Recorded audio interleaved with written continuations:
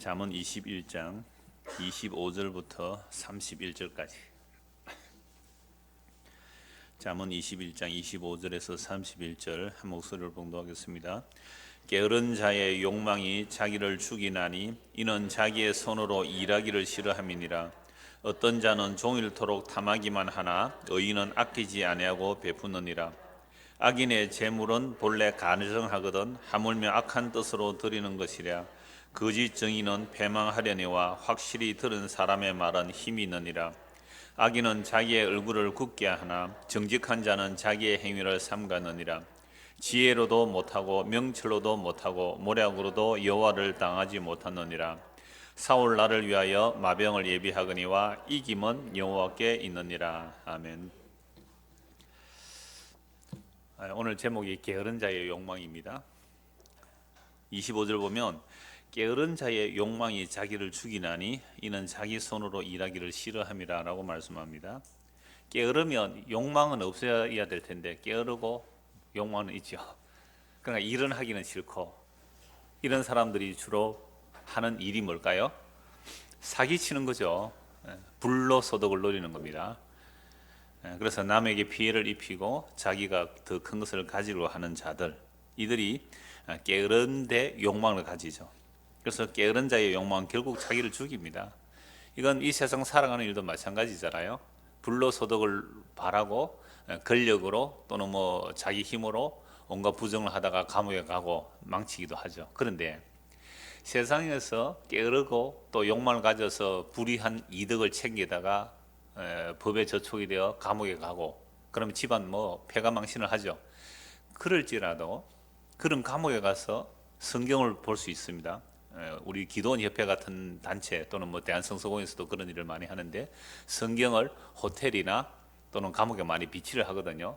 가다가 감옥에 가서 할 일이 뭐 있어요? 갇혀가지고 몇 년 또 감옥에 가 있으면 할 일이 없으니까 심심하니까 성경책 볼 수 있잖아요. 성경 보다가 자기 죄가 뭔지를 알고 회개하고 예수를 믿게 되면 그 사람은 게을러서 욕망을 부리다가 감옥에 가서 망했지만 그것이 오히려 죽는 길이 아니라 사는 길이 될 수 있잖아요. 그러니까 이건 세상 원리도 마찬가지지만 사실 성경은 그 세상의 원리만 얘기하는 거 아닙니다. 세상의 삶의 원리도 적용할 수 있지만 적어도 우리의 삶의 방향성, 목적이 영원한 생명, 우리 방금 찬송회처럼 더 나은 번영, 너희가 다시 살리심을 받았으면 위의 것을 찾으라. 위에는 그리스도께서 계시니라. 그러니까 그리스도가 계신 그 나라. 물론 그리스도가 영으로 우리 안에 임하여 계시죠. 그러나 아직도 얼굴과 얼굴을 맞대어 보는 건 아니잖아요. 그 완성의 나라는 아니거든요. 그러니까 우리가 예수를 믿고 성령 우리 안에 임하였다면 반드시 더 나은 번영을 사모하며 살아가는데, 이것이 세상 사람들이 게으르면서 욕망을 부리는 것이 그게 자기 죽음의 길이라면 영적인 부분에 있어도 마찬가지란 말이죠. 게으르면서도 어떤 자기 욕망을 채우려고 하다가 멸망의 길로 가는 것이 성경에 얼마나 많은지 몰라요. 그래서 오늘 25절에 게으른 자의 욕망은 자기를 죽이니 이는 자기의 손으로 일하기 싫어한다. 성경은 일하기 싫으면 먹지도 말라 그러잖아요. 데살로니가서 3장 10절. 자기 손으로 일하기는 싫은데 돈은 많이 가지고 싶죠. 이게 게으른 자의 욕망이죠. 결국 자기를 망치게 되는데요. 그런데 옛날에는, 지금 이 잠언이 기록될 때는 솔로몬 시대를 같으면 물론 지금부터 약 2800~900년, 그건 3000년쯤 전에 기록된 내용이거든요. 이 당시는 노동이 단순합니다. 일이라는 게, 산업이라는 게 단순해요. 단순하기 때문에 열심히 부지런히 일하면 좀 소득이 낮고 게으르게 일하면 소득이 없어요. 그런데 지금은 자본주의 사회는 그렇지 않거든요. 어떤 사람 빈둥빈둥 노는데 몇 시간 컴퓨터 앞에 가서 손가락 까딱까딱 하는데 수입이 생기고, 아침부터 저녁까지 부지런히 일하는데 맨날 힘들고 고생하고, 자본주의 구조가 많이 달라졌기 때문에 오히려 게으르게 빈둥빈둥 하는데 돈을 훨씬 많이 벌고 부지런히 일하는 데 가난해질 수 있는 게 이 사회 구조죠. 그러면 이 게으르면서 악한 욕망을 가진 자들은 결국 멸망하는데요, 자기를 스스로 죽이는 길로 가는 거죠. 그런데 자본주의 사회에서는 게으른데도 왜 자꾸 부자 되는 일이 일어납니까? 출발선이 다르다는 말이죠. 태어날 때부터 금수저를 물고 태어나면 이거 가만히 앉아 있어도 빌딩 하나 받아 놓으면 가만히 놀고 있는데 수입은 그냥 계속 들어오는 거잖아요. 이런 세상에서 성도는 도대체 어떻게 살아가야 됩니까? 26절입니다. 어떤 자는 종일토록 탐하기만 하나 의인은 아끼지 아니하고 베푸느니라. 그러니까 이 25절과 연결하면 게으른 자의 욕망은 자기를 죽이죠. 자기 손으로 일하기 싫어하면서도 욕망은 큽니다. 그러니까 이런 사람들은 종일토록 뭘 하는 거죠? 탐하죠. 탐. 정욕이 있으니까 자꾸 탐하며 하는데, 근데 의인은 아끼지 않고 베풀어 준다라고 말합니다. 의인이 베풀어 준다는 말은 자기가 열심히 일해야 되죠. 열심히 일해서 좀 더 나은 수익이 생겼을 때 그걸 또 자기를 위해서 사두고 계속 탐하여 사두는 게 아니라 어떻게 한다고요? 아끼지 않고 막 베풀어 주는 겁니다. 그러면 정말로 의인의 삶을 산다면 이 세상에서 부자가 될 틈이 없지요. 그죠? 정말 의인의 삶을 사는 이 세상에 부자 될 틈이 없어요. 아끼지 않고 나눠주기도 바쁜데 어떻게 자기 거를 비추게 될 수 있어요? 이 자본주의 사회 속에서 부자가 된다는 것은 재물 또는 재화의 축적이 있어야 부자라고 하거든요. 근데 의인은 어떻게 한다고요? 아끼지 않고 자꾸 나눠주죠. 그냥 부자 될 틈이 없어요. 그래서 예수 잘 믿어서 부자 되었다고요? 잘 못 믿은 겁니다, 그 사람. 하나님께 이렇게 저렇게 했더니 복을 받았다고요? 그 사람 잘 못 믿은 거예요. 정말 의인의 삶은 아끼지 않고 막 베풀어 줬기 때문에 부자 될 틈이 없단 말이에요. 어떻게 집을 두 채, 세 채 가질 수 있겠어요? 이러면 또 우리 교인들 중에 시험 들 사람이 있어서 내가 힘이 듭니다만, 맞아요. 그건 의인은 아니에요. 의인은 아끼지 않고 막 베풀면 나눠주는 거예요. 그래서 어떤 자는 종일토록 탐하지만 의인은 아끼지 않고 베풀어 준다. 그런데 어떤 사람을 볼 때에 그 사람의 속을 우리는 잘 모르거든요. 악인이 또 게으른 자가 계속 탐하여 어떤 자기 재물을 축적해 두었다 할지라도 결국은 그게 멸망의 길로 갑니다. 예레미야 17장 한번 찾아봅시다. 잠언에서 뒤쪽으로 넘기면 이사야 뒤에 예레미야 나옵니다. 예레미야 17장 5절 한번 보십시오. 17장 5절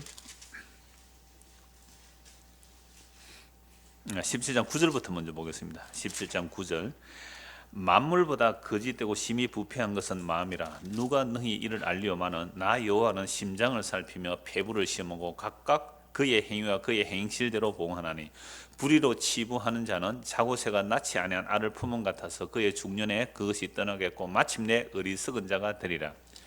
하나님께서는 우리의 마음을 살피시는데 만물보다 거짓되고 심히 부패한 게 사람의 마음인데요. 사람은 몰라요. 어떤 사람이 정말 악인이고 그래서 인색하고 탐해서 어떤 부자가 되어 있을 수 있단 말이에요. 그런데 하나님은 그 마음의 속을 살피시죠. 그럼 악인이 결국은 어떻게 되느냐? 그 불의가 보응을 받게 되는데요. 하나님께서 그 행위대로 보응을 하시는데 11절 불의로 악한 자, 게으른 자가 부자가 되는 사회가 사실 자본주의 사회일 수 있어요. 그러니까 그러한 불의로 치부한 자는 자고새가 낳지 아니한 알을 품은 같아서 그의 중년에 그것이 떠나겠고 마침내 어리석은 자가 되리라. 뻐꾸기가 탕난하는 거, 여기서 성경에서는 자고새, 우리는 뭐 뱁새 그러잖아요. 조그마한 뱁새, 요만한 새가 알을 놓을 때는 뻐꾸기도 알을 낳아요. 딱 알을 놓으면요, 이 뻐꾸기는 새끼를 기를 줄을 모르고 이 뱁새는 내 새끼든 너무 새끼든 키우는 거죠. 그러니까 뻐꾸기가 먼저 부화를 해요. 알도 훨씬 큰데, 그러면 결국은 그 알 다 으깨로 밀어서 다 깨뜨려 버리잖아요. 지 혼자 살아남아요. 그러면 뱁새가 이 뻐꾸기 새끼에게 먹이는데, 세상에 뻐꾸기는 새끼 이만하면 뱁새는 요만해요.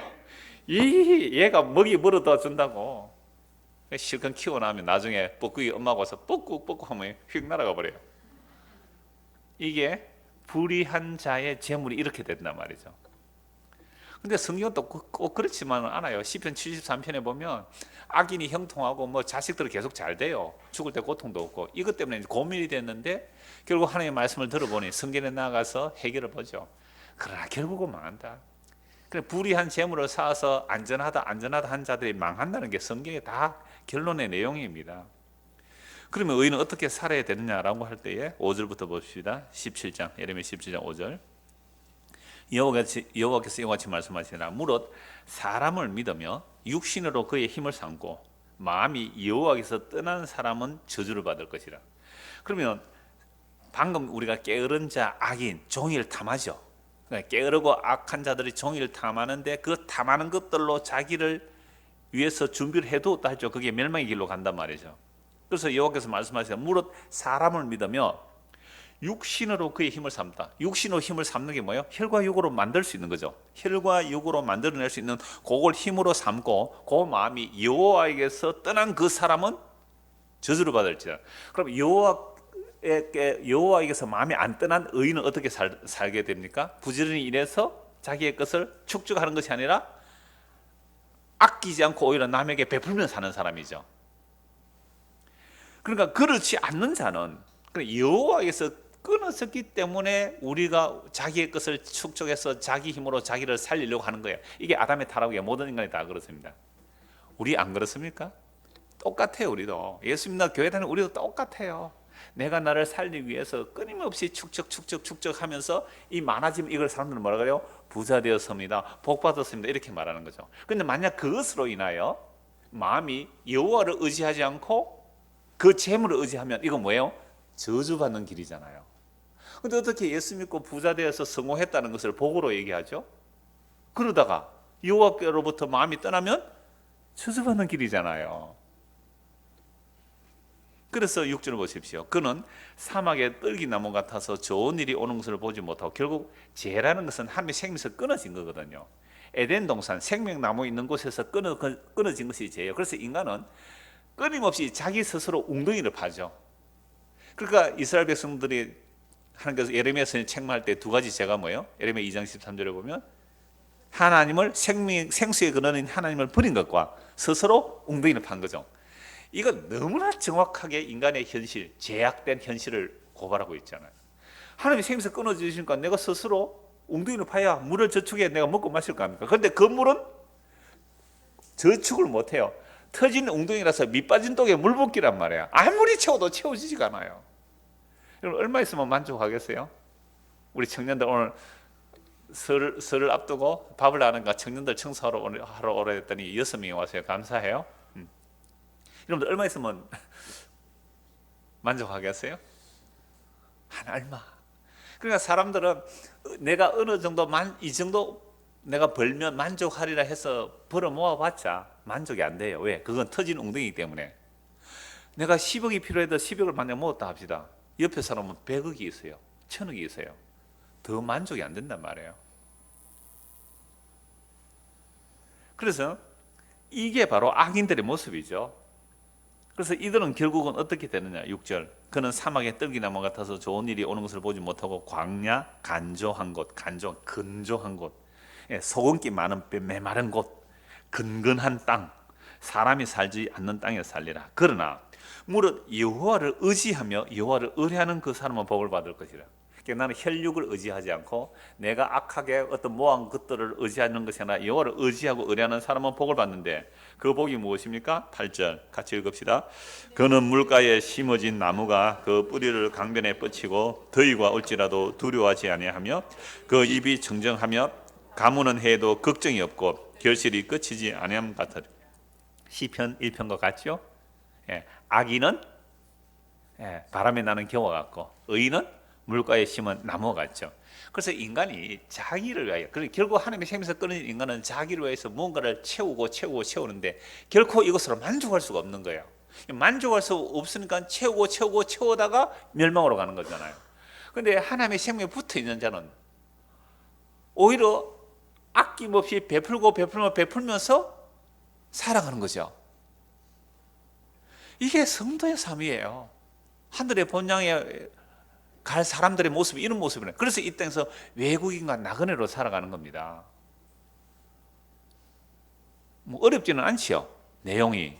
근데 문제는 뭐가 어려워요? 내가 그렇게 안 살아지는 게 어렵죠. 그럼 내가 그렇게 안 살아진다는 말은 이 하나님의 말씀으로 안 믿거나, 그죠? 내 믿음이 작아서 조금만 믿거나.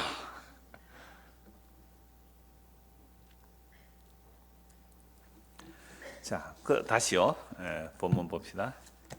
예레미야 21장 25절. 게으른 자의 욕망은 자기를 죽이나니 이는 자기의 손으로 일하기를 싫어함이니라. 어떤 자는 종일토록 탐하기만 하나 의인은 아끼지 않고 베푸느니라. 이 말씀을 가지고 예레미야서를 찾아보았습니다.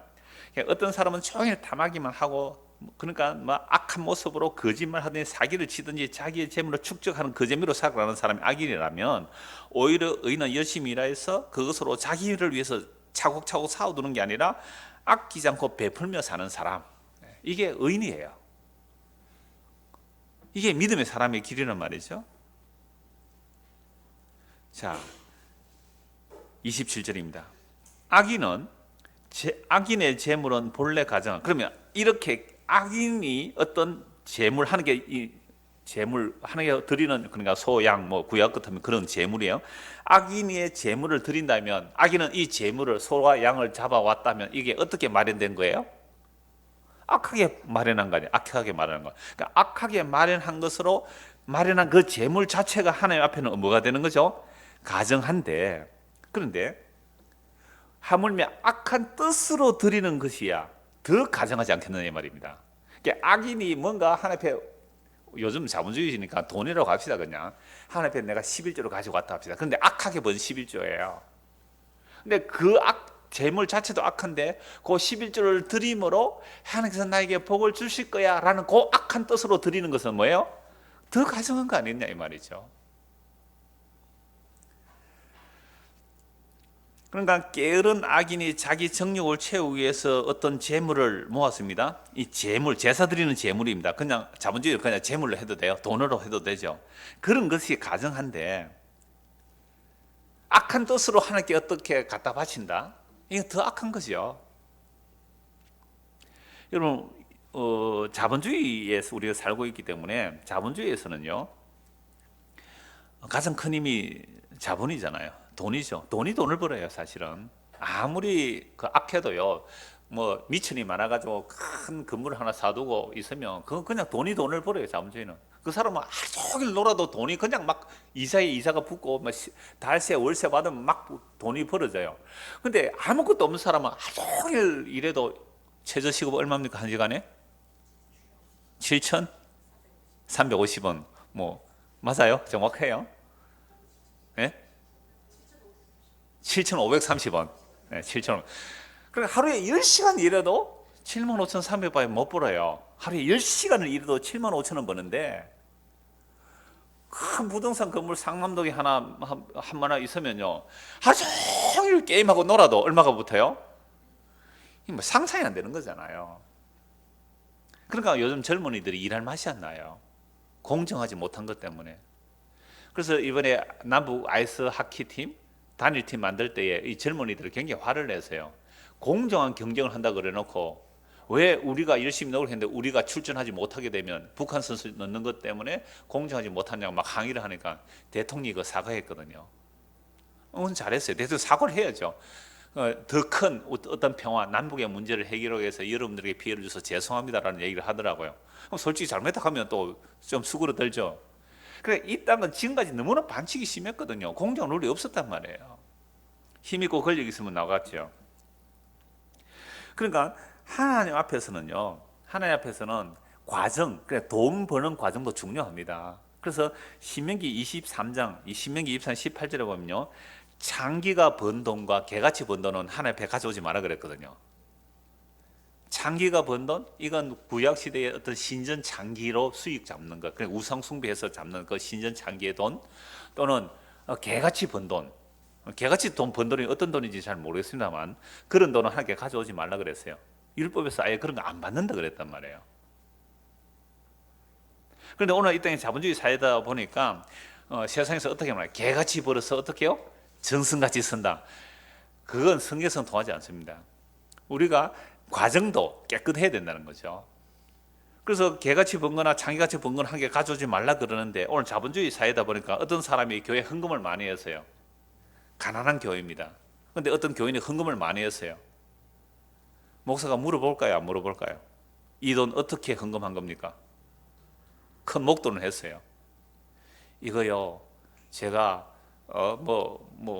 주식 투자해서 벌었다든지 또는 뭐 부동산 투자해서 벌었다든지 뭐 그런 수입이 있겠죠.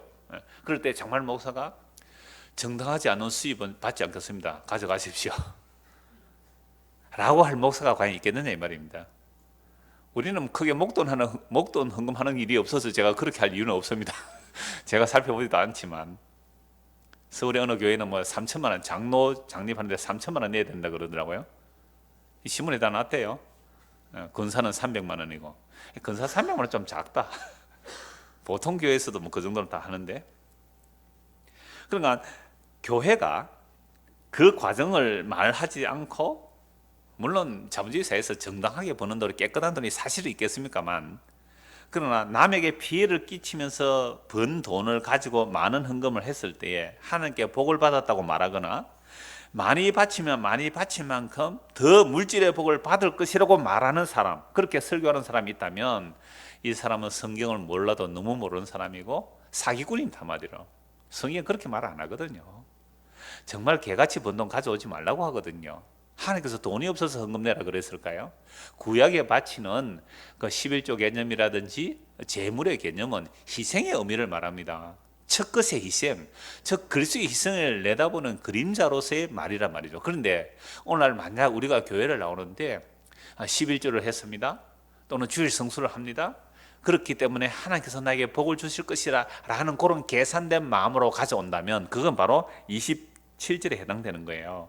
악인의 재물은 본래 가정하거든 하물며 악한 뜻으로 드리는 것이라.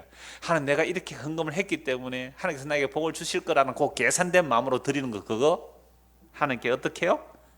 악한 뜻으로 드리는 것 얼마나 가정하겠느냐. 그게 우상숭배예요. 가정하다는 말, 성경에서 가정하다는 말 우상숭배거든요. 결국 탐심으로 11조 한 거예요. 탐심으로 뭐 이것저것 헌금한 거예요. 그렇다면 그거 가정한 것이란 말이죠. 그래서 우리가 어떤 것들이 과연 하나님 앞에, 우리가 오늘 예배를 한다고 모였잖아요. 이렇게, 그죠? 수요일 왜 왔어요? 다른 사람들 잘 안 오잖아요. 수요일 날은 한 5분의 1도 안 올걸요? 5분의 1 안 되죠? 하여튼 다른 사람 안 오는데 왜 우리는 수요일 와요? 주님, 다른 사람들은 수요일 온 나하고 수요일 안 온 사람하고 하나님께서 복을 누구에게 더 많이 주겠어요? 수요일 온 나에게 많이 주실 것 같아서 왔다면요, 그거 뭐예요? 가정한 짓이란 말이에요. 오늘 우리 선영자매 결혼 주례 부탁으로 그 형제하고 왔어요. 제가 그들 오면 뭐 내가 주례 해주는 사람으로서 복음 전해야죠. 앉혀놓고 이렇게 말했어요. 1시간 일한 사람하고 12시간 일한 사람하고 똑같은 품삯을 준다는 나라, 그게 하나님 나라다. 근데 12시간 일한 사람은 처음에 자기도 놀고 있었거든요. 일할 데가 없었어요. 그러니까 포도원 주인이 와서 당신 우리 밭에 와서 일해라. 예, 일할 데가 없었는데 너무 고맙습니다. 일당을 주겠다. 뭐 10만 원 주겠다고 계산을 합시다. 너무 고맙죠. 왜? 처자식 굶주리고 있는데 너무 기쁨으로 가서 일했단 말이에요. 그런데 9시에, 12시에, 오후 3시에, 나중에는 오후 5시에 일꾼도 와서 일해라 말. 1시간 일했어요. 근데 주인이 딱 1시간 일하는 사람으로 10만 원 주는 거예요. 이거 정말 기분 좋은 거 아닙니까? 1시간 일했는데 일당을 받았으니까. 근데 처음에 어떤 사람들은 이야, 1시간 일했는데 일당 준다. 나는 12시간 일했으니까 조금 더 주겠지 라고 했는데 딱 10만 원 주니까 화가 난 거예요. 왜 그럽니까? 어떻게 저 사람은 내하고 같이 합니까?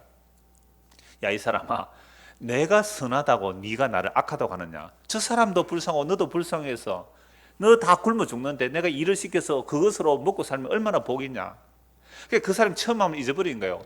일할 것이 없는데 주인이 불러줘서 일 시켜줬으니까 처자식이 안 굶겨도 되는 그 은혜를 잊어버린 거예요. 왜? 1시간 일했으면 똑같이 받으니까.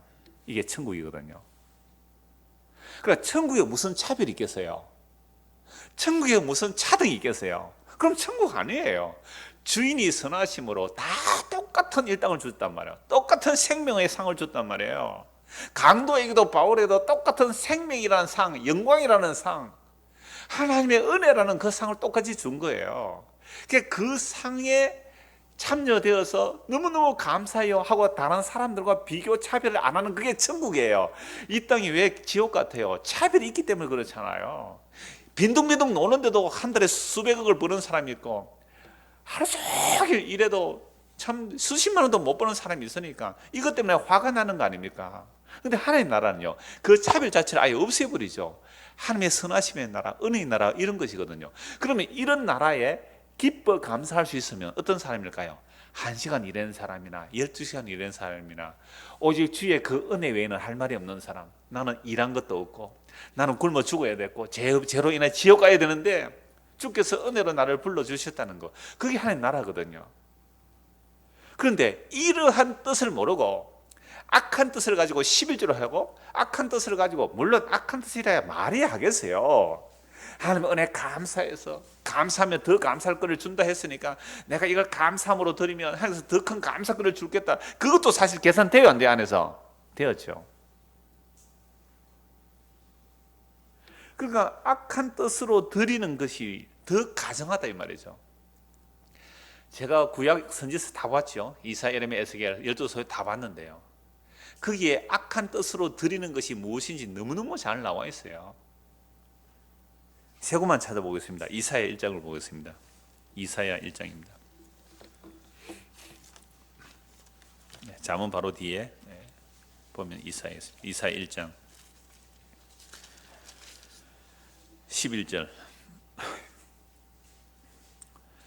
여호와께서 말씀하시되 너희의 무수한 재물이 내게 무엇이 유익하뇨? 나는 순양의 번제와 살찐 짐승의 기름에 배불렀고 나는 수송아지나 어린 양이나 순염소의 피를 기뻐하지 아니하노라. 너희가 내 앞에 보이려 오니 이것을 누가 너희에게 요구하였느냐? 내 마당만 밟을 뿐이라. 헛된 재물을 다시 가져오지 말라. 분향은 내가 가정이 여기는 바요 월삭과 안식일과 대회로 모이는 것도 그러하니 성회와 아울러 악을 행하는 것을 내가 견디지 못하겠노라. 내 마음이 너희의 월삭과 정한 절기를 싫어하나니 그것이 내게 무거운 짐이라. 내가 지기에 곤비하였느니라. 이스라엘 백성들을 절기 잘 지킵니까? 안 지킵니까? 잘 지켜요. 절기 너무 잘 지켜요. 우리는 수요일까지 오잖아요. 다른 사람 수요일 안 오는데 잘 지키죠. 그 다음에 재물을 바리바리 사들고 온다면 재물을, 그리고 분향 막 해요. 기도 막 해요. 막 바치고 기도해요. 근데 하나님 뭐라고 말씀하세요? 내가 질린다. 제발 그런 짓 좀 그만해라 이 말이에요. 그런 짓 그만해라. 왜 하나님께서 이렇게 싫어하는 겁니까? 그렇게 거룩한 성회를 모인다고 하면서도 악을 행하는데 그 악이 뭐냐라고 하면 15절 보십시오. 너희가 손을 펼 때에 내가 내 눈을 너희에게서 가리고 너희가 많이 기도할지라도 내가 듣지 아니하리니 이는 너희의 손에 피가 가득함이라. 너희는 스스로 씻으며 스스로 깨끗하게 하여 내 목전에서 너희 악한 행실을 버리며 행악을 그치고 선행을 배우며 정의를 구하며 학대받는 자를 도와주며 고아를 위하여 신원하며 과부를 위하여 변호하라 하셨느니라. 고아 과부 나그네, 그 학대받는 자들을 학대해서 그들에게 마땅히 돌아갈 것들을 착취하여 그것으로 하나님께 갚아 바치면서 하나님 복 주십시오. 내가 복을 받아서 이렇게 바치니 복 더 주십시오 라고 바치는 그것이 얼마나 가정하냐 이 말입니다. 그러니까 아까 개같이 번 돈 얘기했잖아요. 그 과정 속에서 고아 가본 나그네를 학대하며 그 약한 자를 억압하면서 번 그 수익을 가지고 하나님께 갖다 바치고 하나님께서 복을 주실 거라고 생각하는 이들은 바로 거짓 선지자들에게 속아서 그렇고 자기들 마음에 이거에 바로 악한 자, 게으른 자가 하나님께 거래하는 거예요. 여러분 요게 보세요. 세상에서 게으른 자도 결국 멸망한다 그랬는데 요게 종교적으로 게으른 게 이런 모습이에요.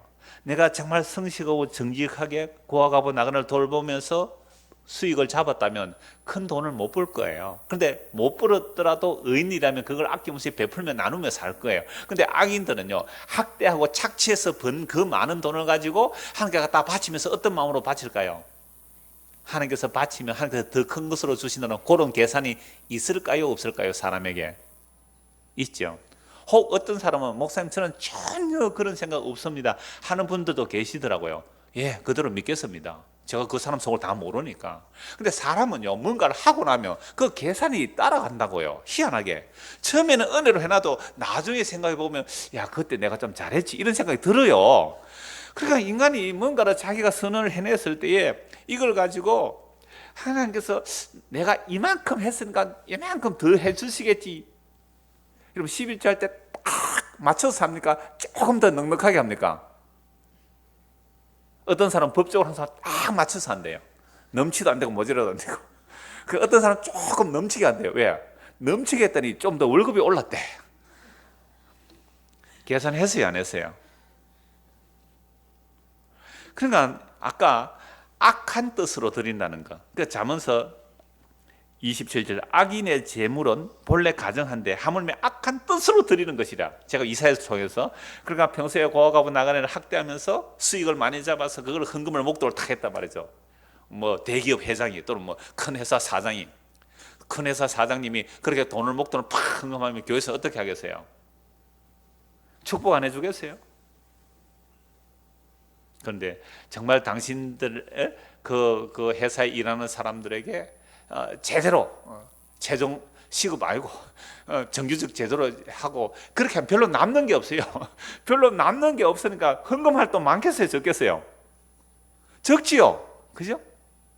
그러니까 적는데 적게 하니까 뭐 하니까 막 부당한 방법으로 뭐 세금을 포탈하든지 어떻게 하든지 해서 많은 돈을 헌금을 함을 통해서 더 복을 받으려는 생각으로 한다면 이건 하나님 앞에 뭐 하는 짓이에요? 악한 뜻으로 드리는 것이 얼마나 가정하냐 이 말입니다. 그게 이사야서 이제 책망이에요. 예레미야 7장도 한번 보십시오. 이사야 다음에 예레미야 7장입니다.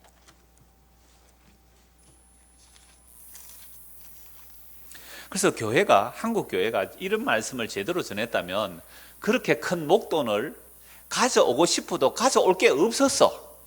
못했을 거예요. 안 그래요? 정말 정직하고 성실하게 믿음으로 살면서 아낌없이 베풀고 살았는데 뭐 그렇게 많이 갖다 바쳤겠어요, 교회? 그러면 못 갖다 바치기 때문에 어마어마한 이 부동산 재벌들이 안 생겼을 거 아니에요. 그러니까 과정을, 오늘 결론은 우리가 한 걸음 한 걸음 믿음으로 사는 과정이 이런 게 필요하죠. 그런데 그렇게 안 했어요. 이게 한국이 새마을 운동하면서 과정은 상관없어요. 정말 노동자 학대하면서 노동상권 안 지키고 정말 노동자들의 그 노동력 착취해서 수출만 많이 하면 상 받았단 말이에요. 1억 불 수출의 탑 받은 거 아세요? 어떤 회사 1억 불 수출의 탑, 2억 불 수출의 탑 그거 받으면 신문에 나고 막 그랬단 말이에요. 그러니까 수출만 많이 하면 상 줬어요. 공에 눈 감아줬습니다. 공장의 열악한 환경 눈 감아줬어요. 수출만 많이 해라. 그래서 우리나라 살리자고요. 그렇게 해서 경제 성장한 이것이 과연 복일까요? 저는 복 아니라고 봐요. 적어도 성도라면 이런 걸 복이라고 하면 안 돼요.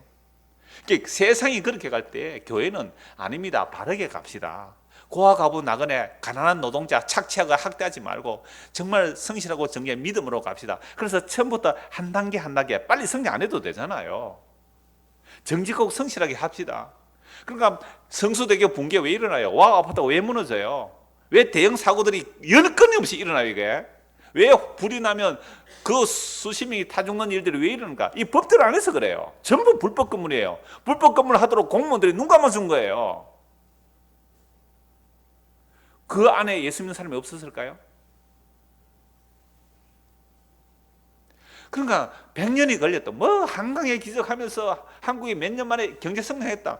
그 빨리 큰 데는요. 빨리 그 안에 그만 부패한 거예요. 천천히. 그러니까 요즘 와서 슬로우 시티라는 말도 생기잖아요.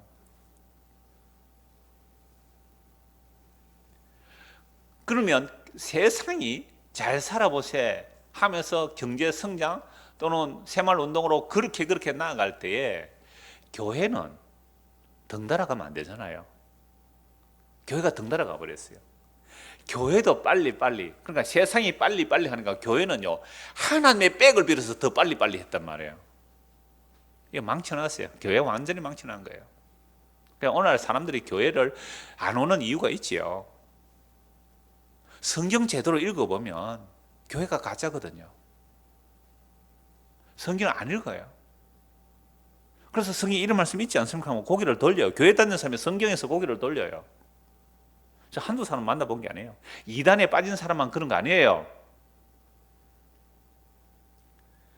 그래서 악한 뜻으로 드리는 것이 얼마나 가정하냐를 제가 말씀드려서 이사야 하나 말씀드렸고요. 예레미야 7장 보십시오. 예레미야 7장입니다. 8절. 예레미야 7장 8절. 보라, 너희가 무익한 거짓말을 의존하는도다. 무익한 거짓말을 믿는다 이 말입니다. 그러니까 개같이 번 거 하나님께서 안 받으시는데 그래도 하나님께 갖다 바치면 하나님 복 준다는 게 그게 무익한 거짓말을 의지하는 거죠. 너희가 무익한 거짓말을 의존하는, 너희가 도둑질하며 살인하며 간음하며 거짓 맹세하며 바알에게 분향하며 너희가 알지 못하는 다른 신들을 따르면서 내 이름으로 일컬음을 받는 이 집에 들어와서 내 앞에 서서 말하기를 우리가 구원을 얻었나이다 하느냐. 이는 이 모든 가정한 일을 행하려 함이로다. 교회 와서 뭘 얻었다고요? 이 구약시는 성전이죠. 성전에 들어와서 우리가 뭘 얻었다? 구원을 얻었다. 오늘 교회 와서 우리가 구원을 얻었나이다 하면서 평소에 사는 삶은 어떤 모습이고요? 도둑질, 살인, 간음, 거짓 맹세, 바알에게 분향. 바알에게 분향이 뭡니까? 풍요와 다산을 위한 신이에요. 바알이란 게. 주여 복주옵소서, 복주옵소서. 세상에서 그래 살면서, 그 다음에 교회당에 또 그래가 번 돈 가지고 교회다가 목돈 갖다 바쳐놓고는 주여 내가 구원을 받았나이다. 그렇게 하는 것은 또 요짓 하려고 왔지. 또 이 짓 하려고 왔지. 세상 사람들 그래요. 야, 너는 참 좋겠다. 일주일 6일 동안 세상에 온갖 죄 짓고 거짓말하고 돈 실컷 벌어가지고 교회 일주일 한번 가서 하나님 잘못했습니다 하면 용서 다 받고 또 고짓 또 하고. 이거요 예레미야 선지의 말씀이에요. 보라, 너희가 무익한 거짓말을 얻어 너희가 도둑질하고 살인하고 간음하고 거짓 맹세하며 바알에게 분향하며 너희가 알지 못한 다른 신들을 따르면서 내 이름으로 일컬음 받는 이 집에 들어와서 내 앞에 서서 말하기를 우리가 구원을 얻었나이다 하느냐. 이는 이 모든 가정한 일을 행하려고 고집하는 거예요. 헛된 구원의 확신을 심어줘가지고 죄 짓는 일에 사용해 먹게 하는, 그게 지금 구약의 성전이었고 오늘 이 시대 교회당 아닙니까? 그래서 이런 데서 빨리 빠져나오라 그래요. 그럼 어디로 가야 되는데요? 당신이 교회인데 어디로 가기는 어디 가요? 예수 아래 있으면 되지. 절대로 넓은 길은 오지 마시고. 이거는 더 도둑놈의 소굴이기 때문에요. 우리는 복음까지 이용하는 도둑놈의 소굴이거든요. 지난주 이찬석 집에 기도했잖아요. 나는 괜찮은 줄 알았습니다. 우리는 복음까지 알아서 괜찮은 줄 알았습니다. 그런데 내가 더 도둑놈입니다. 11절 같이 읽읍시다. 내 이름으로 일컬음을 받는 이 집이 너희 눈에는 도둑의 소굴로 보이느냐. 보라, 나 곧 내가 그것을 보았노라. 여호와의 말씀이다. 지금 악한 의도로 하나님께 제물 바치는 것에 대해서 말씀하고 있습니다. 악한 의도로 제물을 바치, 이사야, 예레미야를 통해서 악한 의도로 제물을 바치, 하나님 다 봤단 말이에요. 네가 어떻게 돈 버는 것도 알고 그거 갖다 바치는 그 네 속마음도 아는데 뭐 그렇게 해놓고 구원받았다고 복을 주실 거라고 너희가 내 집을 도둑놈의 소굴로 만들었구나. 그러니까 우리는 이러니까 어떻게 말해요? 우리는 그래서 11조도 안 합니다. 우리는 헌금도 안 합니다. 어차피 도둑질 한 거 안 합니다. 그러면 정말로 아낌없이 이웃에게 베풀었나요? 예수님께서 이 말씀 그대로 인용하셔요. 이 성전을 헐라 내가 3일 만에 일으키겠다. 이게 도둑놈의 소굴로 만들었다고요. 그래서 예수님 십자가 지시는 거예요. 사람들이 예수를 죽이려 하는 가장 중요한 이유가 성전을 허는 자였어요. 그러니까 오늘 제 같은 사람 보고 다른 목사들이 좋아하겠어요? 야, 이장훈 목사 저래 나와 이 교회야 영 안 되겠다. 안 그래도 교회가 어려워서 지금 교회가 사람들이 안 모이는데 이장훈 목사 저렇게 설교하면 교회가 더 안 돼. 전 교회를 해치는 놈이니까 제거해야 돼. 이렇게 말 안 하겠어요? 한 것도 볼 거예요. 아모스 8장 한번 보십시오. 아모스 8장 4절입니다. 아모스 8장 4절. 가난한 자를 삼키며 땅에 힘없는 자를 망하게 하려는 자들아 이 말을 들으라.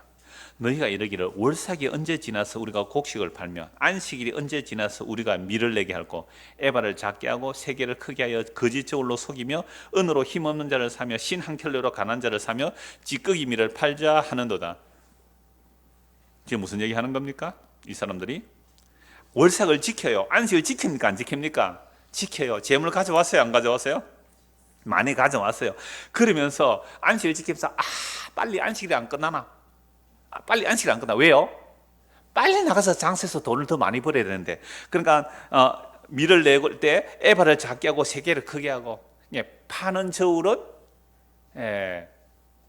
가볍게 하는 거고 사들이는 저울은 무겁게 하고 파는 대는 작게 만들고 사들이는 대는 크게 만들고 저울을 속이는 거예요. 대를 속이는 거예요.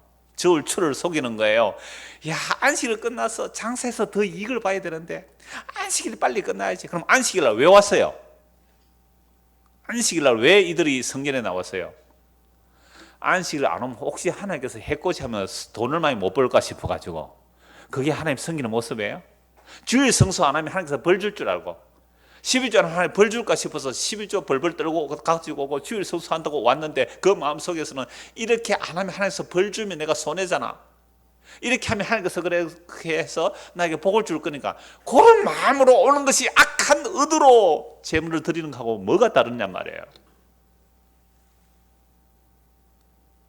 무서워요. 성경은요 우리 안에 속내를 다 들춰낸단 말이에요. 이게 제가 뭐 과장법을 쓴 게 아니잖아요. 그냥 연결해서 읽은 것 뿐이죠. 이사야, 에레미야, 아모스, 다른 것 더 말할 것도 없어요. 천천의 수혜라 만만의 강수가 느끼 하나님 기뻐 안 한대요. 하나님 기뻐하시는 것은 인자를 사랑하고 하나님과 조심스럽게 동행하는 그걸 원한대요. 그러니까 신앙생활은 여러분들 교회 땅에 와서 하는 게 아니라 여러분의 삶의 현장에서 조심스럽게 주님과 동행하는 거예요. 인자를 사랑하고 하나님의 긍휼을 사랑하는 거예요. 하나님의 긍휼을 사랑하고 조심스럽게 주님과 사는 거, 이걸 원하지. 천천의 수양이나 만만의 강수 같은 기름 하나 기뻐하지 않으세요. 성경 전체가 이 말씀이에요. 근데 우리는 모든 공적 예배 다 참석 잘하고 헌금 잘하면 복 받는다고요. 근데 그 의도가 뭐죠? 예배당에 오는 의도가 뭐예요? 하나님께서 우리의 마음을 살피시는데 그 안에 의도가 악한 의도라면 그게 얼마나 가정한 우상 숭배인가 이 말입니다. 다시 오늘 본문 21장 27절 보십시오. 악인의 재물은 본래 가정하거든 하물며 악한 뜻으로 드리는 것이랴. 더 가정하지 않겠느냐. 교회당에 나오는 것이 어떤 탐심을 가지고 나왔다. 그 우상 숭배예요. 교회당에 오면 바알의 신전을 만드는 거죠. 28절 거짓 증인은 패망하려니와 확실히 들은 사람의 말은 힘이 있느니라. 여러분 거짓 증인들이 구약의 선지자들 중에 거짓 증인들이요 진짜 선지를 핍박했거든요. 거짓 선지자들은 패망합니다. 그러니까 거짓 선지자들 어떻게 했어요? 지금 이사야, 에레미야, 아모스 세 곳만 찾아봤는데 거짓 선지자 어떻게 말한 거예요? 여러분 절기를 잘 지키십시오. 재물을 많이 바치십시오. 그럼 하나님께서 여러분들에게 복을 주십니다. 그게 거짓 선지자잖아요. 근데 진짜 선지자는요 너희들이 하는 그 짓들이 전부 우상숭배야. 하나님께서 재물을 받겠어? 안 받아. 이게 이사야, 에레미야, 아모스가 한 말이에요. 미가 선지자가 한 말이에요. 다 하나님의 영이 임한 선지자들은 그런 거 아니야. 너희의 행실을 똑바로 해. 너희의 일상적인 삶 속에서 어떻게 살았니? 그걸 물으시는 거예요. 그러니까 결국은 거짓 증인에 패망하고 거짓 증인의 말을 들은 자도 패망해요. 그러나 확실히 들은 사람의 말은 힘이 있는 겁니다. 예레미야가 감옥에 가도 발음을 하잖아요. 왜? 확실히 들었거든요. 하나님 나 이거 하기 싫어요. 하니까 막 욕하고 핍박하고 죽이려 하는데 나 하기 싫어요. 근데 안 하려고 하니까 속에서 불이 났어. 안 할 수가 없는 거예요. 하나님께서 밀어붙이는데 어떻게 말을 안 해요? 아모스지도 그렇게 말해요. 하나님께서 사자처럼 부르짖기 전에 내가 어떻게 말을 안 할 수가 있습니까? 저도 조용히 살고 싶은 사람이에요. 제가 얼마나 소심한 사람인데요. 그런데 제가 말씀을 보면 볼수록 이 한 곳에서 한 20년째 이 말씀을 보면 볼수록 더 확실해져요. 제가 오늘 저녁에 드린 말씀이 옛날에 다 한 거예요, 안 한 거예요? 다 한 거예요. 이사야 할 때고 예레미야 할 때고 아모스 할 때 다 한 거예요. 그러니까 가면 갈수록 이게 더 확실해져요. 그래서 확실히 들은 사람의 말은 힘이 있는 거예요. 그러면 누가 와서 뭐라고 그래도 나는 이 말 취소를 못 하는 거죠. 말씀이 이렇지 않느냐고. 저 확실히 들었단 말이에요. 확실히 본 거예요. 누가 뭐라고 해도 이걸 취소 못 해요. 29절입니다. 악인은 자기의 얼굴을 굳게 하나 정직한 자는 자기의 행위를 삼가느니라. 악인이 자기 얼굴을 굳게 한다는 말은요 다른 세 번역으로 보면 이렇습니다. 악한 사람은 얼굴이 뻔뻔스러우나 정직한 사람은 자기의 행실을 잘 살핀다. 악인은 얼굴이 어떻게 해요? 뻔뻔하다. 철면피래요. 얼굴이 완전히 철판을 깔아놨어. 죄짓고 부끄러운 게 없어요. 완전 후안무치. 얼굴이 두꺼워가지고 수치를 모르는 자예요. 그러나 정직한 사람은 어떻게 해요? 자기의 행위를 살피기 때문에 얼굴이 뻔뻔할 수가 없어요. 얼굴이 그냥 드러나. 얼굴이 그러니까 자기 행위를 살피는 사람은 여러분 사람의 얼굴이라는 말이 어디서 온지 아세요? 얼꼴이래요. 우리 마음의 정신, 우리 마음의 을이 있잖아요. 그러니까 그런 을이다. 뭐 우리나라 말을 일본 사람들 왜 없애려고 해요? 우리의 을을 없애버리려고 하는 거예요. 그러니까 말도 을이지만 이 얼굴이 을꼴이래요. 우리 마음에 있는 마음에 있는 사상, 마음에 있는 생각들이 나타난 꼬라지가 얼굴이에요. 그러니까 뭐 어떤 사람은 나이가 40이 되면 자기 얼굴에 책임을 져야 된다 그러거든요. 그러니까 그 안에 욕심이 가득하면 얼굴에 뭐가 나와요? 욕심이 묻어나요. 그 안에 평안이 있으면 얼굴은 평안이 나와요. 근데 꼭 그렇지만은 않습니다. 왜? 인간은 너무너무 마음이 부패해가지고 얼굴에 천사처럼 꾸미고 오는데 속은 도둑놈이 들어있거든요. 이게 광명의 천사로 나타나기 때문에 참 예레미야 말씀 맞아요. 만물보다 부패한 사람의 마음이라서 이 마음의 부패가 이게 속에서 나오기 때문에. 그러나 일반적으로는 우리 마음에 있는 게 겉으로 드러나거든요. 아기는 얼굴이 철면피에 까는 것처럼 아주 뭐 유들유들하고 죄짓고도 부끄럼도 몰라요. 근데 정직하게 사는 사람은요, 조금만 마음에 그리낌이 있어도 얼굴이 그냥 표가 다 나와요.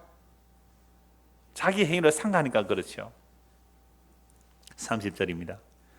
지혜로도 못하고 명철로도 못하고 모략으로도 여호와를 당하지 못하느니라.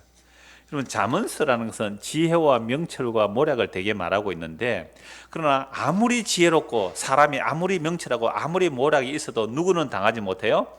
여호와는 당하지 못하는 겁니다. 물론 하나님께서 지혜와 명철과 모략을 사람에게 줬다 할지라도, 사람이 하나님의 지혜와 명철과 모략을 받았다 할지라도 누구는 당하지 못해요? 여호와는 당하지 못해요. 하나님의 지혜와 지식에 부여하면 사람이 청량할 수가 없는 겁니다. 이걸 로마서에서 너무 잘 표현하는데요. 로마서 11장 한번 찾아봅시다. 로마서 11장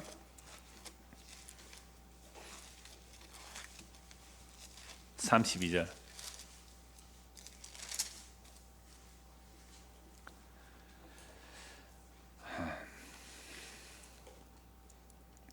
예, 31절부터 보겠습니다. 로마서 11장 31절부터 보시오. 이와 같이 이 사람들이 순종하지 아니하니 이는 너희에게 베푸시는 긍휼로 이제 그들로 긍휼롭게 하려 하심이라.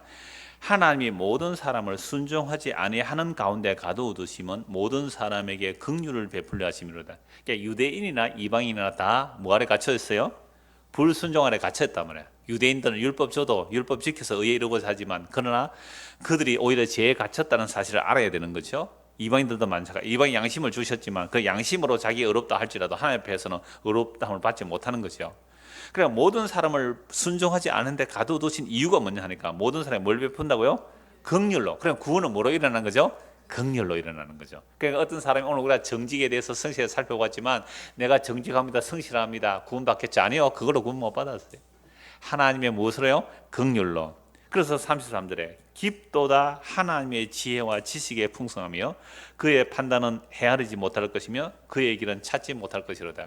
그러니까 유대인들이 율법의 지혜로 하나님을 못 찾아요. 이방인들이 어떤 뭐 자연에 대한 것 또는 양심에 관한 그런 지혜로서 하나님을 못 찾아요. 그러니까 지혜로도 지식으로도 모략으로도 그 어떤 것으로도 하나님을 찾을 수가 없어요. 하나님을 당할 수가 없는 거예요. 그런데 구원받은 자는 이제 알아요. 구원받은 자는 무엇을 알게 됩니까? 하나님의 지혜와 지식의 풍성함을 아는 거죠. 우리의 지식 체계를 뛰어넘는 거죠. 우리의 이성 체계를 뛰어넘고 율법의 체계를 뛰어넘어요. 이방의 양심의 체계를 뛰어넘어요. 그 하나님의 지혜 앞에서 항복하는 자들, 이들이 예수 믿고 구원받는 자. 그러니까 이들은 깊도다 하나님의 지혜와 지식의 풍성하며 그의 판단은 헤아리지 못할 것이고 그의 길은 찾지 못할 것이로다. 그러니까 하나님의 구원이 나타난 자들은요, 하나님의 은혜 외에는 할 말이 없게 되는 겁니다. 그래서 누가 주의 마음을 알았느냐, 누가 그의 모사가 되느냐, 누가 주께 먼저 들어서 갚으심을 받겠느냐. 그러니까 우리가 먼저 하나님께 들어서 갚으심을 받을 자가 없다 이 말입니다. 왜? 인간은요, 죄악 가운데서 나온 인간이 무엇으로 선한 것을 하나님께 갖다 바칠 수 있느냐 이 말이죠. 그러므로 36 이는 만물이 주에게서 나오고 주로 말미암아 주에게로 돌아갑니다. 그에게 영광이 세세 있을지어다. 아멘. 다시 30절 보십시다. 잠언 21장 30절. 지혜로도 명철로도 모략으로도 여호와를 당하지 못해요. 그러니까 사람이 자기가 똑똑하다고 명철하다고 하는 자들이요, 하나님 앞에 아직 덜 깨어져서 그래요. 하나님 앞에 깨어지게 되면 주여 나는 정말로 무지한 자로서이다, 내가 깨닫지 못하는 멸망하는 짐승 같습니다 하고 회개하고 예수를 믿게 되는 거예요. 이게 하나님의 지혜예요. 하나님의 지혜는 십자가로 나타났죠. 미련하고 어리석은 십자가로 나타났죠. 그 하나님의 지혜와 하나님의 명철을 누가 이기겠어요? 누가 당하겠어요? 그러나 오늘 우리가 미련하고 어리석은 십자가의 예수님을 믿는다는 것, 하나님의 약속을 예수님께서 다 이뤘다는 믿는다는 것, 이건 세상의 지혜, 명철, 뭐라고 절대 안 되는 일입니다.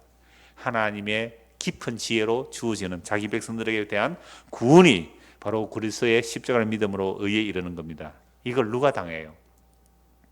31절 사울 나를 위하여 마병을 예비하거니와 이김은 여호와께 있느니라.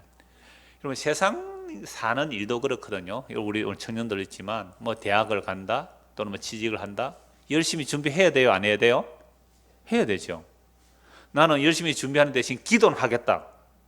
기도는 잘하지만 공부는 성적은 안 올라갑니다. 이게 이제 갈라디아서 말씀에 심은 대로 거둔다는 원리인데 이 세상 사람들 다 심은 대로 거두고 살아가요. 예수 믿는 사람도 이 땅에 사는 동안은 심은 대로 거두는 원리를 따라 살아가야 돼요. 봄에 씨 뿌려야 가을에 거둘 게 있습니다. 근데 봄에 씨 안 뿌리고 가을에 거둔다, 그 도둑놈의 심보예요. 그게 하나님을 없인 여긴다 말했거든요. 그런데 악인이든지 의인이든지 세상 살아갈 때는 심은 대로 거두는 원칙이에요. 악인이 심어서 거두는 것이나 의인이 심어서 거두는 것과 똑같아요. 똑같은 노동력 투입했을 때 악인이라고 적게 거두고 의인하고 많이 거두고 절대 안 그렇습니다. 하나님께서는 악인과 의인에게 동일하게 햇빛과 비를 주세요. 근데 의인이라고 하는 자가 노동력을 투입을 적게 했습니다. 악인보다. 그런데 수익이 더 많이 나와요. 그런 걸 하나님께서 기뻐하지 않는 일이란 말이에요. 그걸 하나님 없인 여기는 겁니다. 그러니까 우리가 사울 날을 위해서 마땅히 공부도 하고 준비도 하지만 이기면 누가 준다고요? 여호와께서 주신다. 그래서 내가 준비했는데 뭐 시험이 안 됐어요. 그럼 하나님의 뜻을 물으면서 다른 길 찾아가면 됩니다. 근데 이걸 세상 살아가는 얘기가 아니에요. 사울 날을 위하여 준비하거니와 이김을 주시는 분은 하나님입니다. 그럼 우리는 세상 살아가는 것도 열심히 준비하면서 살아가세요. 그러나 그것은 성는 양식을 위해서 살아갈 때 성는 양식을 거두는 것도 마땅합니다. 그러나 성도는 그것만 살아가는 게 아니잖아요. 예수 믿는 사람은 성는 양식에서 살려면 교회 안 오는 것이 낫습니다. 교회 오는 시간에 공부해야 되고요. 예? 아시겠어요? 청소 6명 청소하러도 오면 시간 뺏기잖아요. 이때 열심히 공부하는 것이 취직하는 일이 쉽다니까요. GS에 알겠어요? GS에 취직했기 때문에 여기 왔구나. 밀양에서까지 청소로 왔단 말이에요. 그러니까 오히려 내가 썩는 양식을 구한다면 교회 일은 안 하는 게 좋아요. 근데 우리는 왜 세상에 썩는 양식 주는 것에 보탬도 안 되는 교회를 왜 해야 됩니까? 아니 세상 사는 일은 세상 사는 방식으로 열심히 하면 세상 것을 더 많이 거둬요. 근데 교회 와서 투자하고 시간 내고 연보하는 것만큼 세상 것은 더 적게 받는 거잖아요. 근데 왜 오느냐 이 말이에요. 뭘 얻으려고요? 복음은 생명과 썩지 아니할 내용이잖아요. 그러니까 생명과 썩지 아니할 내용도 심은 대로 거두는 원리가 있을까요, 없을까요? 있어요. 그러니까 세상의 것도 썩을 양식도 심은 대로 거두는 원리가 있는데, 그런데 어떤 데는 심은 대로 안 거두는 일도 일어난단 말이에요. 희한하죠? 그러면 적어도 우리가 썩지 아니할 생명과 썩지 아니할 내용에 대해서도 심은 대로 거둔다는 원리가 맞아요. 그래서 많이 있는 자는 더 받아 넉넉하게 되고 없는 자는 그 있는 것도 빼앗기다는 이론이 영적인 일에도 맞아요. 그래 지금 이 시간에 그냥 말씀을 보고 기도하잖아요. 근데 어떤 사람은요 올 수 있는데도 지금 텔레비 보고, 물론 텔레비 보고 안 보면 그 사람은 텔레비전에 대한 세상 지식과 재미는 많이 풍성해지지만 뭐는 없어져요? 말씀에 대한, 생명에 대한, 말씀에 대한 하나님을 아는 지식에 대해서는 어떻게 해요? 없어지는 거 맞아요. 그건 당연하잖아요. 우리가 수요일 왔기 때문에 신령한 것을 더 많이 받아서 세상에 복 받고 성공한다, 그런 얘기 했습니까 제가? 아니지요. 오히려 그건 손해일 수 있어요. 세상에 대해서는 손해일 수 있어요. 그러나 여기서 말씀을 듣고 받음으로 그 생명의 풍성함을 현재 여기서 더 많이 맛보고 누리는 이것이 뭐예요? 복이에요. 그러면 예수님의 말씀을 보고 듣고 기도함으로써 주님과의 관계가 깊어지고 그 사랑이 많아지면 많아질수록 그 사람이 신령한 복을 더 많이 받은 거 맞잖아요. 그것 때문에 모르는 거 아니에요 우리가? 그게 더 많은 거잖아요. 근데 이것이 영혼이 더 풍성하고 완전한 것이 천국이거든요. 이걸 맛보면 맛볼수록 더욱 주님을 사모하고 보고 싶어하는 게 맞겠죠. 그래서 주님의 그 영광의 날을 우리는 미리 당겨서 여기서 더 많이 맛보아 가는 거, 이것 때문에 수요일 오는 거죠. 이것 때문에 말씀 듣는 거예요. 그러니까 사울 날을 위해서 마병을 예배한다는 것은 우리 주님 오시는 그 날을 위해서 준비해야죠. 마병을 준비하는데 이김을 주시는 하나님이세요. 시편 두 곳만 보고 마무리하겠습니다. 시편 33편 보십시오. 시편 33편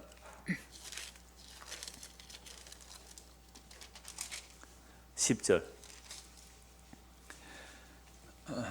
여호와께서 나라들의 계획을 폐하시며 민족들의 사상을 무효하게 하시는다. 나라들마다 계획 많잖아요. 사상이 많죠. 하나님께서 그거 다 무효화 시켜버린대요. 그러면 여호와의 계획은 영원히 서고 그의 생각은 대대에 이르르다. 여러분, 이 나라들 안에 나를 여도 되잖아요. 나의 계획 있지요? 우리의 사상이 있지요? 우리의 계획과 사상들을 하나님께서 뭐 해버리고요? 무효화 시켜버려요. 그러니까 여러분들 사울 나라에서 준비하십시오. 뭐 취업도 준비하고 결혼도 준비하고 뭐 노후도 준비하면서 살아가십시오. 열심히 사십시오. 그런데 우리의 그 계획과 사상을 하나님께서 뭐로 돌려버리고요? 무효로 돌려버리잖아요. 세상 나라들은 지금 부귀 강변을 꿈꾸며 살아요. 그런데 하나님께서 한번 흔들어버리면 다 무너져요. 여러분 다니엘서 보았지 않습니까? 그 거대한 제국들, 그 바빌론 제국, 뭐 페르시아 제국, 알렉산더 제국, 로마 다 무너져요. 그러니까 우리를 하나님께서 계획과 사상을 무효케 하는 거죠. 무효케 될 때에 뭘 발견해야 됩니까? 11절 보십시오. 여호와의 계획은 영원히 서고 그의 생각은 대대에 이르르다. 여호와의 계획이 뭐예요? 여호와의 뜻이 뭐예요? 예수 믿고 영원한 생명 얻는 거예요. 하나님의 일은 예수 믿는 거예요. 예수 그리스도를 믿는 것이 영원한 하나님의 계획과 뜻이에요. 그러니까 우리가 세상에서 내 사상하고 계획이 승승장구하고 실패하지 않고 가면 하나님의 뜻을 모르게 될 때면 오히려 무너짐으로 무효화됨으로 고민 끝에 내 인생이 뭘까? 사는 이유가 뭘까? 라고 하다가 뭘 발견해요? 하나님의 영원한 계획과 뜻을 발견해요. 하나님의 영원한 계획과 뜻이 뭐예요? 그 아들 예수 그리스도를 믿는 거예요. 근데 아들 예수를 믿으랄까? 뭐 믿을 만한 구석이 없어. 부함직도 안 하고 먹음직도 안 해요. 미련하고 어리석은 것이기 때문에 하나님 자기 백성은 그걸 보고 믿게 돼요. 구원 얻는 자에게는 십자가가 능력이 되는 겁니다. 그러나 우리의 계획이 무너질 때 하나님의 영원한 계획 예수 그리스도를 믿는 거죠. 그래서 12절 보십시오. 같이 읽읍시다. 여호와를 자기의 하나님으로 삼은 나라 곧 하나님의 기업으로 선택된 백성은 복이도다. 여호와 하나님을 자기 기업으로 삼는 자는 예수 믿는 거예요. 예수님의 나라가 아버지의 나라거든요. 아버지가 예수님은 예수님 아버지 안에 있기 때문에 예수 믿으면 복된 백성이죠. 그래서 여호와께서 하늘에서 굽어보사 모든 인생을 살피시며 곧 그가 거하시는 곳에서 세상의 모든 거민들을 굽어 살피시는도다. 그는 그들 모두의 마음을 지으시며 그들이 하늘로 굽어 살피시는도다. 많은 군대로 구원 얻은 왕이 없으며 용사가 힘이 세어도 스스로 구원하지 못하는도다. 마병 준비하십시오. 근데 그것으로 구원이 안 되더라. 구원하는데 군만은 헛되며 군대가 많다 해도 능히 구하지 못하는도다. 여호와를 경외하는 자 곧 그의 인자심을 바라는 자를 살피사 그들의 영혼을 사망에서 건지시며 그들이 굶주릴 때에 그들을 살리시는도다. 우리 영혼이 여호와를 바라며 그는 우리의 도움과 방패시로다. 우리 마음이 그를 즐거워하며 우리가 그의 성으로 의지하였기 때문이다. 여호와여 우리가 주께 바라는 대로 주의 인자하심을 우리에게 베풀어 주소서. 그러니까 마병을 준비하면서 살라고 안 해도 여러분들은 마병 준비하면서 삽니까 안 삽니까? 너무나 잘 준비하면서 살지요. 그런데 그날을 준비하면서 영혼을 준비하는 것은 왜 이렇게 게으릅니까? 그 주님 오시는 날을 주면서 그 영혼을 준비해서 사는 일은 게으르단 말이에요. 근데 주께서 우리를 살피고 계세요. 우리의 마음을 살피고 계시죠. 그래서 주를 의지하는 자, 주님의 나라를 기업으로 사는 자 복이 있다. 그럼 우리는 여기 와서 뭘 구하는 거예요? 그 나라와 그 일을 구하는 거잖아요. 그래서 우리의 싸움은 혈과 육의 싸움이 아니라 영원한 이김을 주실 것인데 그 영원한 이김을 주시는 싸움이 무엇인지 고린도전서 15장을 보고 말씀을 마무리하겠습니다. 신약 성경 고린도전서 15장 50절입니다. 고린도전서 15장 50절 부활에 관한 내용을 쭉 말씀하고요. 결론입니다. 50절 형제들아 내가 이것을 말하노니 혈과 육은 하나님의 나라를 이어받을 수 없고 또한 썩는 것은 썩지 아니하는 것을 유업으로 받지 못하느니라. 우리의 삶은 어디에 있어요? 혈과 육 썩는 것은 이건 하라 안 해도 잘 하고 계시죠? 우리의 에너지가 다 그걸로 투입돼요. 그거 뭐 하라 안 해도 열심히 할 것이고 그러니까 정말로 필요한 우리의 싸움은 무슨 싸움을 해야 됩니까? 혈과 육의 싸움이 아닌 썩는 것을 받기 위한 싸움이 아니란 말이죠. 형제라 내가 이것을 말하노니 혈과 육은 하나님 나라를 이어받을 수 없고 또한 썩는 것은 썩지 아니한 것을 유업으로 받지 못하느니라. 그래서 복음은 썩지 아니할 것과 생명에 관한 내용이죠. 보라 내가 너희에게 비밀을 말하노니 우리가 다 잠잘 것이 아니요 마지막 나팔의 순식간에 혼련이 다 변화되리니 나팔 소리가 나며 죽은 자들이 썩지 아니할 것으로 다시 살아나고 우리도 변화되리라. 이 썩을 것이 반드시 썩지 아니할 것을 입겠고 이 죽을 것이 죽지 아니함을 입으리로다.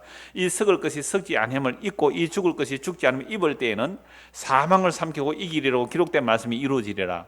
사망아 너의 승리가 어디 있느냐? 사망아 네가 쏘는 것이 어디 있느냐? 사망이 쏘는 것은 죄요 죄의 권능은 율법이라. 결국 우리가 율법 때문에 죄가 온 것이죠. 그러니까 죄로 인하여 죄가 있었는데 법을 주어서 죄가 뭔지 알게 하셨잖아요. 그럼 그 법대로 사는 것은 결국 사망에 멸망하는 거죠.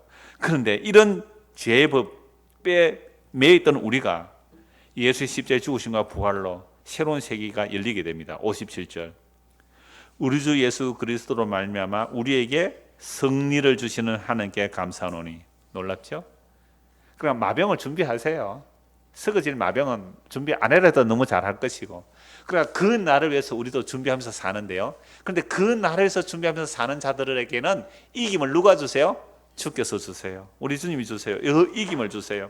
그래서 지금 우리가 생명과 썩지 아니할 것에 대해서 추구하고 있다면 이건 은혜 받은 자죠.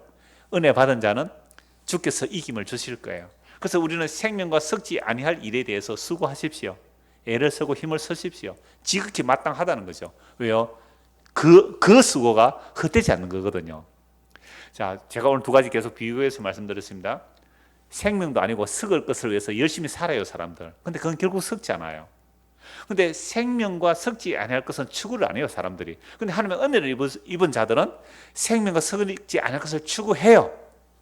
그래서 그러므로 내 사랑하는 형제들아, 견실하며 흔들리지 말고 항상 주의 일에 더욱 힘쓰는 자들이 되라. 이는 너희 수고가 주 안에서 헛되지 않은 줄 알미라. 여러분, 우리가 믿음으로 산다는 건요, 세상의 악인들에 비해서 훨씬 세상적인 형통과 복이 없을 수 있습니다. 오히려 고난이 있을 수 있어요. 그러나 우리는 생명과 썩지 아니할 내용이기 때문에 이 일에 견실하십시오. 흔들리지 말고 항상 이 생명과 썩지 않은 주의 일에 더욱 힘쓰는 자들이 되십시오. 이렇게 수고하는 자들에게는 결코 헛되지 아니할 그 생명과 영원한 그 썩지 않을 내용들이 우리에게 주어질 것인데 지금 이미 받았어요. 그죠? 지금 이미 받았단 말이에요. 근데 이게 진짜 좋고 귀한 사람들, 그러면 더욱 썩지 않을 일에 수고할 거예요. 말씀 보고 기도할 거예요. 야, 이게 정말 좋은 것을 나눌 거예요. 이런 자들은 정말 그 영원한 영광의 그 나라, 생명 썩지 않을 그 나라를 더욱 사모하게 될 것이고, 우리 주님 오시는 그 날에 정말 기쁨으로 맞이할 겁니다. 이 부활의 영광의 소망이 저와 여러분들 안에 임하기를 간절히 소원합니다. 기도하겠습니다. 하나님 아버지, 우리가 이 밤에 모인 것은 썩을 것이 아니라 썩지 아니할 생명에 관한 것입니다. 세상에 썩을 것을 위해서도 열심히 준비하면서 살지만 그러나 그것으로 우리를 영원히 살릴 수가 없습니다. 썩지 아니할 예수 그리스도 십자가의 복음을 알게 하시고 믿게 하시고 오늘도 구하게 하신 것 주의 은혜입니다. 이 일에 더욱 견실함이 흔들리지 않고 수고하게 하시고 이 수고가 헛되지 않음을 이 땅을 살아서 맛보고 누리고 더 풍성해져서 정말 그 영원한 영광의 날을 더욱 사모할 수 있는 우리 모두가 되도록 은혜를 베풀어 주시옵소서. 예수 그리스도 이름 받들어 기도드리옵나이다. 아멘. 자, 이렇게 기도하고 돌아가겠습니다. 오늘 저 만나러 오신 분은 바로 제 서재로 와주시기 바랍니다.